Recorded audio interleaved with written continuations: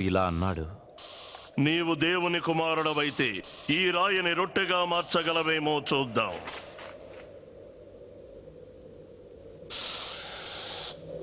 ఇలా రాయబడింది, మనుషుడు రొట్టె వలన మాత్రం కాదు, దేవుని యొక్క ప్రతి మాట వలన జీవించును.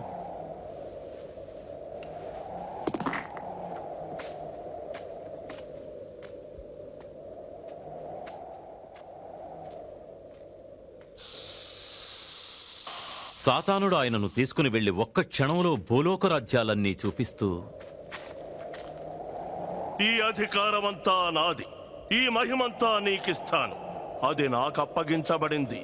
అది నేను నా ఇష్టం వచ్చిన వారికి ఇవ్వచ్చు. నాకు మ్రొక్కితే ఇదంతా నీదే అవుతుంది. నీ దేవుడైన ప్రభువును మాత్రమే ఆరాధించి ఆయన్నే సేవించమని వ్రాయబడి ఉంది.